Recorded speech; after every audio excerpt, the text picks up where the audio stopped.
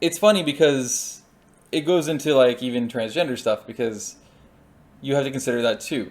So of course I'm going to touch on that because obviously to me, and I'm going to put this out there so everybody understands my perspective on this and my belief and understanding of it. Every form of transgenderism, gender dysphoria, whatever you want to call it, that people go through is a severe mental health crisis. It's not valid. It is a severe mental health crisis. That's the valid part. It's not valid in the sense of, oh, this is totally normal and healthy. No, it's not. It's very unhealthy. It's actually horrifying because they're having a severe mental health crisis. You know what it is? It's an identity crisis. If you really want to help them, figure out the source, the root cause, and the source of their dysphoria, their identity crisis, so you can help cure it. You can help them understand where this is coming from, what's causing it, and thus how to fix it.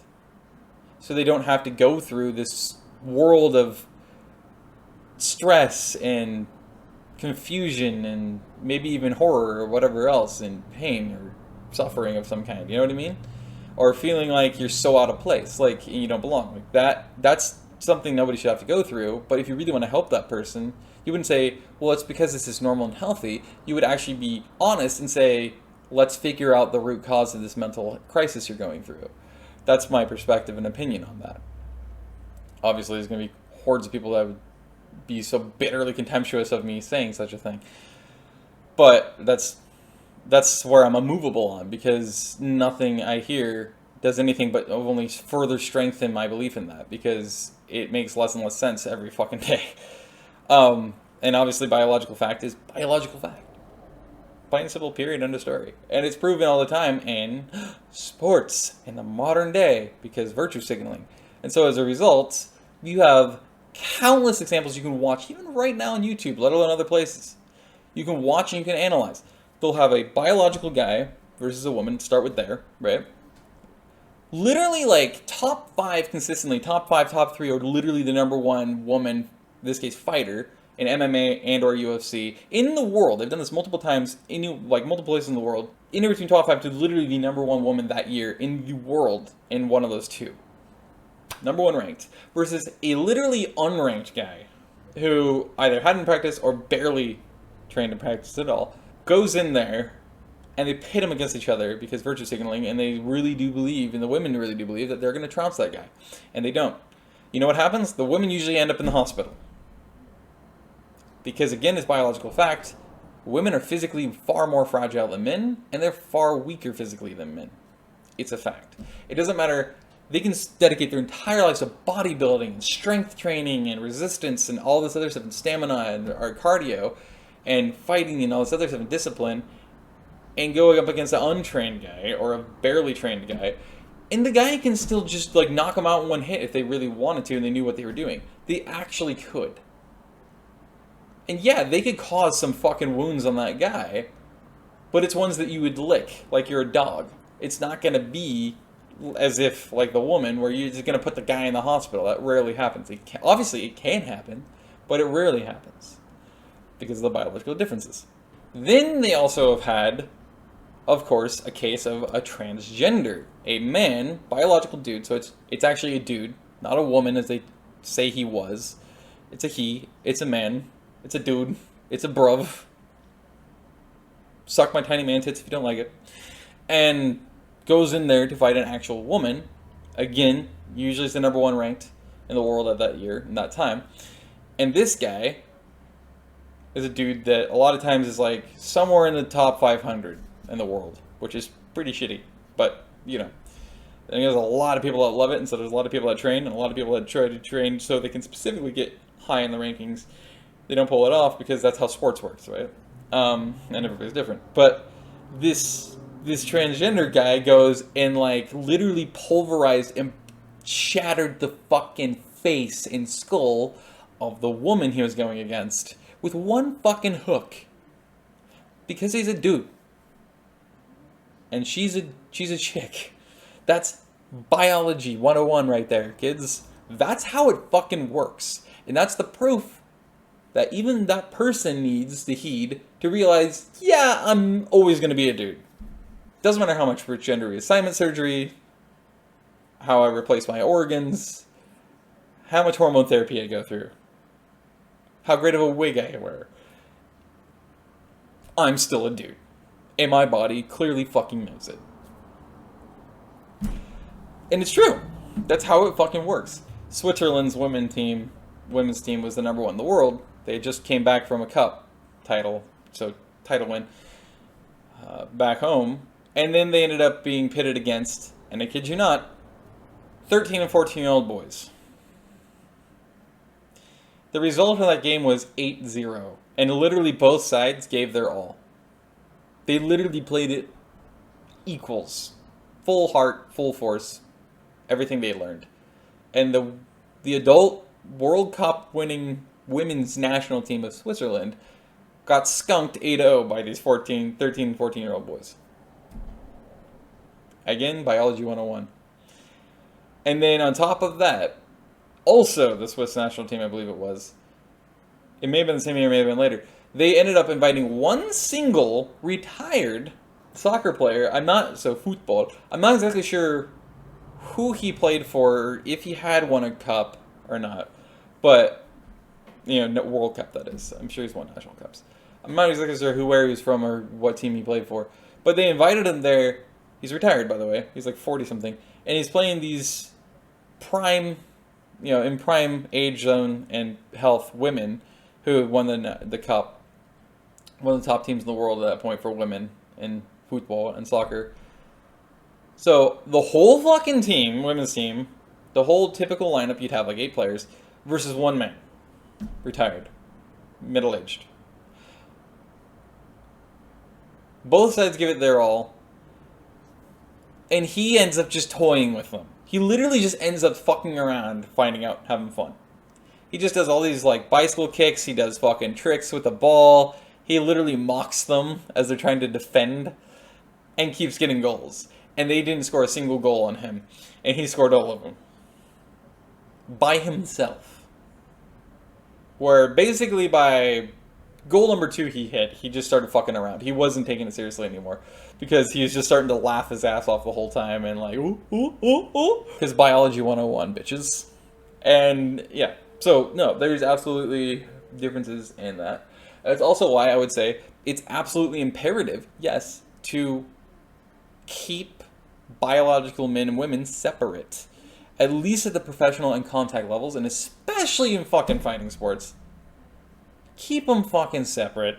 Fucking Cameron over here pretending to be Aaliyah is fucking dumb.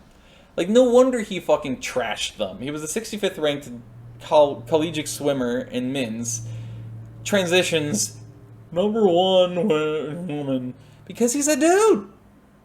Because he's a dude. That's called ego. He got so fucking upset and let his ego get the better of him to the point that he literally spent money he probably admittedly didn't have to transition just so he could fucking have clout of being the number 1, apparently woman, swimmer in the world. You gotta be fucked up in the head. Like, what the hell went wrong in your life to literally think that that's like the single most important thing is to have to win it, and knowing you realize you can't win it, so your ego takes a massive, gouge of a wound, that you decide, I'm going to transition just so I can win, because that's the single most important thing to me. You are a fucked up human being. You have something seriously wrong with your head. And I'm not just quoting Snow Dogs, but you really have something wrong with your head. Like, you need fucking help. That is fucked up as hell. And the fact that there's so many people that are cheering him on, Cameron on, helping him play make-believe as a woman, because, progressivism. That's not progressive, that's regressive. It's actually very fucking dangerous and damaging. You're literally playing with the equivalent of fucking napalm flames doing that. Because eventually, it's already happening, but it's eventually going to cause future generations of kids to actually look at this shit and think this is healthy, this is normal, and actually start to be confused themselves when normally they weren't going to be, but they keep getting all this influence and input and things they're seeing and hearing and around, and they're going to eventually think that that's more normal. That's really scary. You're literally playing with fucking nukes right now. In fire. And you're expecting them not to erupt in your fucking face and kill all of you. Like, people are fucking stupid, man. They just, all they want to do is be super convenience based. So they just want to take the easiest path of least resistance route out.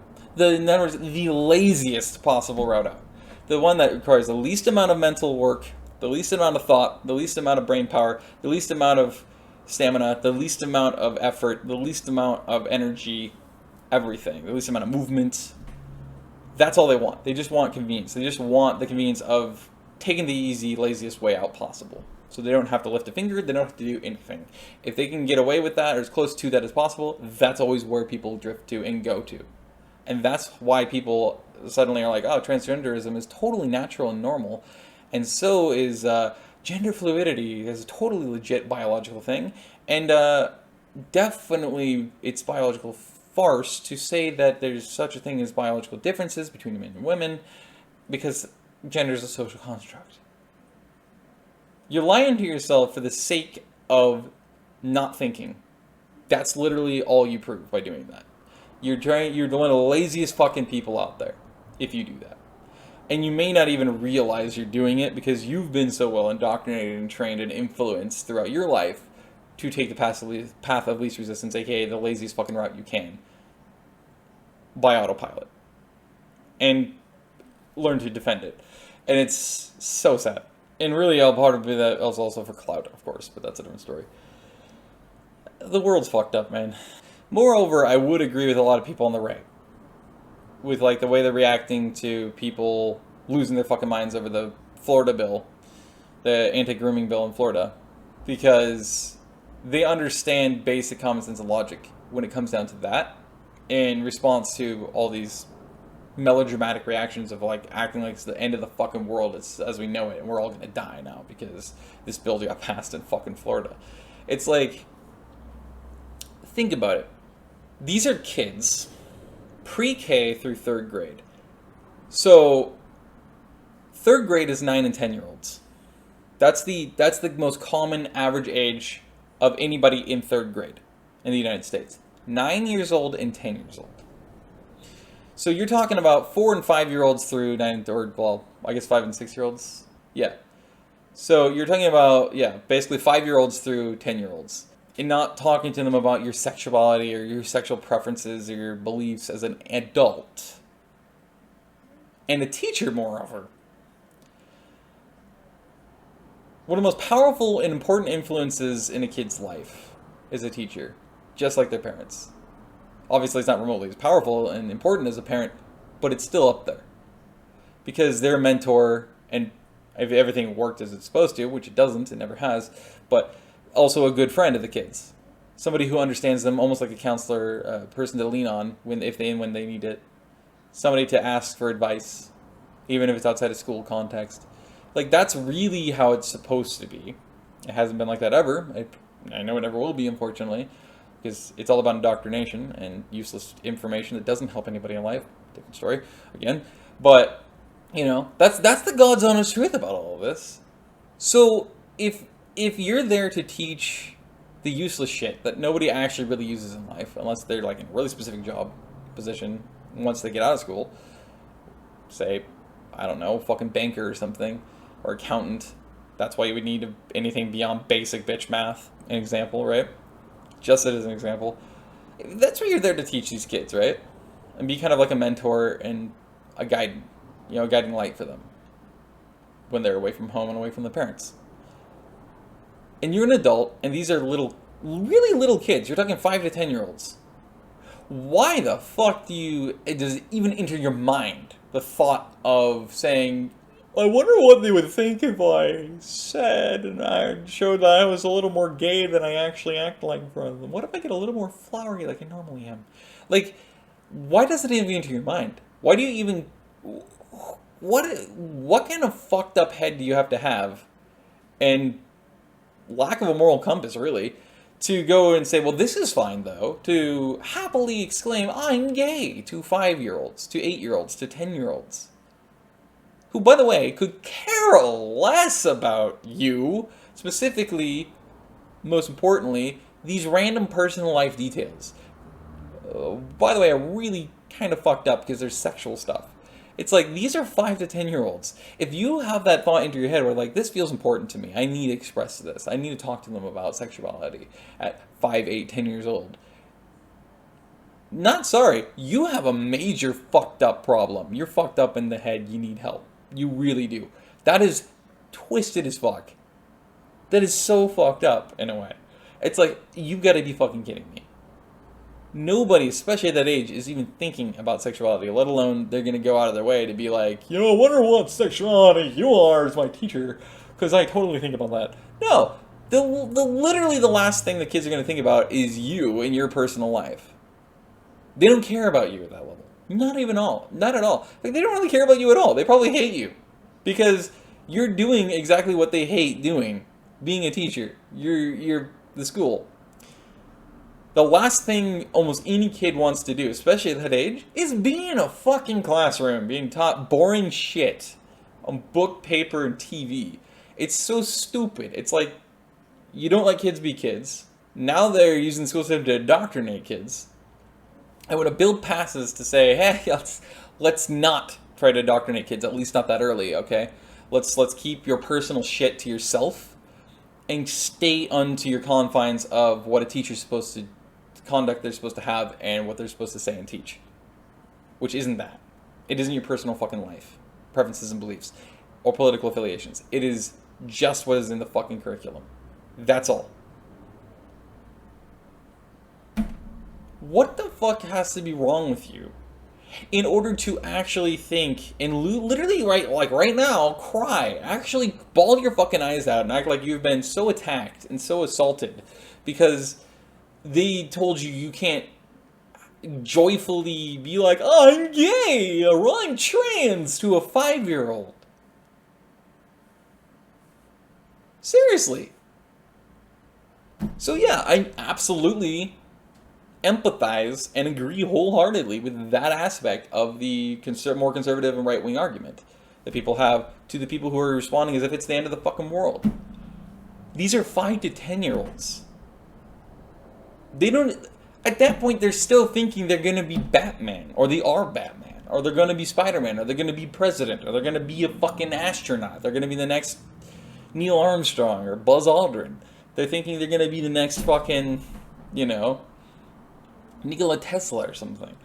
The next Einstein. It's like, this is what they think. Or they're going to be a robot. This is what, at that age, kids do. They live in their imagination. Kids at that age are kids. They're just there to have fun, and that's pretty much it. Just to fuck around and find out. That's what you do at that age. That's natural, organic. That's how it's supposed to be. That's how life works. And that's how they are. Kids are very much consistently in their imaginations. They're always imagining stuff, and a lot of it, they really sincerely end up believing it. Especially if you say, you can be anything you want to be when you grow up. Yeah, of course! That's going to go play into the imagination part, and they're going to be like, I'm going to be Batman. I'm going to be Iron Man. I'm going to be, Mr. Wakanda forever over here. I'm going to be whatever the fuck it is, It's like, I'm going to be the next fucking chicken drumstick out of a a KFC bucket. Why not, right? Might as well be as useful. It's like, this is literally what they think. And so at that point, it's even more absurd that people are losing their shit about it and acting like, well, we need to teach them, but no. Like, yeah, I get the argument. It's like, well, most conservatives and Republicans and right-wingers, they're really anti-sex education. They're very abstinence shit, and let's not talk about this, and so, especially as parents. It's like, yeah, okay, I get that. That's fucked up, too. That's wrong. That's not right either. Yes, it needs to be taught, but for fuck's sake, wait until at least, again, 4th grade. All the more reason, the reason why 4th grade makes perfect sense. You're 10 and 11. The average age nowadays in the US for a girl to enter puberty is about 9. 9 to 10, basically. For boys, it's 10 to 11. They're literally 10 to 11 in 4th grade. It could not be the more perfect time to be the first ever introductory thing into, hey, here's the basics of your body in the reproductive area. And theirs too. Which is what they did with me in my age when I was in school. That was 4th grade. And it made perfect sense, because that would be right around the same time they're just about to enter puberty, so they're just starting to get those feelings. They're just going to start to get those curiosities and questions going. They're just going to discover themselves, you know? They're going to realize that they're looking at each other, or, you know, certain people a little differently, maybe feeling difference, and feeling feelings, you know? Like, that's when that starts to happen, because that's how puberty works. Like, when you first enter that, there you go. What's the most common age that a boy is going to discover himself, let alone porn? It's actually about 11, 12. Go figure. They enter puberty at about 10 or 11, so once they really get their hormones raging, no shit, they're going to start to discover these things. It's that strong, they're going to be driven to do it anyway, even if it's defiance, and it's like treated like the end of the world by you, the parent. That's inevitability. And it's good because they'll start to ask more questions. They're going to want to learn things, you know, and that helps them maybe understand their bodies a little bit better. And like, oh, that's what that's for. Yeah. Unfortunately, yes. Yes, that is. God damn it. No, of course it's going to be super fucking uncomfortable and awkward and weird and like, oh god, I dread this my whole life, you know, type of thing as a parent. Of course, but you have to fucking be prepared for that, and you have to know, like, you need to be able to answer the questions. So, like, at that point, yeah, okay, it makes perfect sense at 4th grade to open that up. So now you can teach them the basics of that kind of stuff, including, like, hey, what it means to be gay, you know, and, you know, that kind of thing. So that way it's, you know, by that point they've definitely seen it at least once, and they probably experienced it or heard of it once. So now they get their answer. And the cool thing with that age in the kids is that generally, almost all of them, they're like, okay, cool. And they forget about it. I mean, they remember what you taught them, but they'll forget about it until it's applicable next time. Because they're going to go out and be kids again. They're going to forget about it and go, let's play Grand Theft Auto 3 on 2 on PlayStation 1. My era, my bad. You know, let's go jump on a trampoline, or I guess stare at our phones and play Among Us on it, because that's probably what, like, every kid does these days, unfortunately. Just watch YouTube together, which is terrifying to me, because it's like, kids are been destroyed. They're not kids anymore. Like, you know. But yeah, like, go out, ride your fucking Razor scooter. Go out, ride your bike. Go out and play in a creek. Play in a pond, catch frogs. Skip rocks. Go and play hide and seek or tag with each other. Go over to somebody's house, have a after school, you know, snack or something, burrito, and go and, I don't know, do drawing, or go watch your favorite show together. Go play basketball, or, you know what I mean? Like, that's the kind of shit that you do, especially at that age. That's when it starts to happen, right? And so it's like, that's the perfect time. And then from there, they're gonna, like I said, you know, the cool thing with that age is they're gonna eventually forget about it. That's what they're gonna do. They're gonna forget about it until it's applicable next time. So next time they have questions, guess what? It's usually somewhere between 13 and 15 years of age. They're gonna have more questions about that, and it's gonna get more awkward, and because you're gonna have to be a little more detailed. They're gonna want more detail, and you need to give it to them, because that way it helps them learn. And God forbid if they end up doing something, whether you realize they're gonna do it or not, at least they're armed with, you know, some of the information they need to be armed with. So that's really helpful again. And then, of course, the next time they're going to potentially have questions, it's more likely that it'll be answered by anatomy class in sex ed, if you have it, in high school at like 16, 17, 18. So congratulations. You know, like, that might be the last time you'll really properly have any kind of questions around that kind of stuff as a parent. So yeah, it's really imperative that you teach them that. Like, letting kids go completely fucking clueless, or teaching them as if, like, it's the end of the fucking world if they have sex, especially out of wedlock or whatever, or this, that, the other thing. It's like, that's the most fucked up thing you can do. Just like it's the most fucked up thing to just, like, not teach them anything and just let them go do whatever the fuck they want. Literally, maybe fuck they want. You know, and have a kid with somebody at 13 years of age or something, God forbid, which happens. So, you know, if you didn't teach them about that and the school system fucked up on that regard too, or you didn't pay attention, you're really curious, both of you, and you have feelings, it can happen. Go figure. So, it's like, that's why it's best to arm them with that knowledge, answer those questions when they need it, but also match it up to the typical age that it's going to come at, where they're going to start to have those feelings. It's going to start to go through different changes and feel different changes in themselves and their bodies and see it and and have different questions, and slowly progresses over time. Like, that's how it works. That's how it's supposed to be. So it makes perfect sense in the end that, like, wait until 4th grade to start. Perfect sense. So I'm in full agreement with the anti-grooming bill of Florida, of course, because it's just common sense to me. It makes perfect fucking sense. And, again, like I just explained, I understand people who are, like, against it just because it happens to be a conservative Republican who, state and governor who wrote it into law and everything. Of course that means it has to be all about abstinence. No, it's not. Like, if you actually read it, it has nothing to do with that. It literally, it's exclusively for pre-K to through third. That's literally it. That's it. It doesn't touch anything else. It's not like saying, and in fine print, we say here with an asterisk, it also applies to all other grades. After that, abstinence only, or something. You know what I mean? Like, it's nothing against that. And also, the stupid people on the left, which really, let's face it, everybody's right-wing these days, seems like, if they're to a main party. You have right and more right, basically, and that's it. They keep calling it Don't Say Gay bill, because they actually are acting like it says you're not allowed to say gay. Like Ron DeSantis said, and I said this even before he said it, which was, does it say it in the bill? Where does it say it? Where, literally, actually, inform me, enlighten me, where within the bill does it say anything about not saying gay? Have you read it? Cover to cover? Front to back? And if so, show it to me. Where does it say that? The fact is, you're silent right now, and you hate me, because you don't have a fucking leg to stand on, and you don't have a defense for that, because it's a lie. You fabricated it. Congratulations. You pulled it out of your ass. Good job. Because it's nowhere in the bill.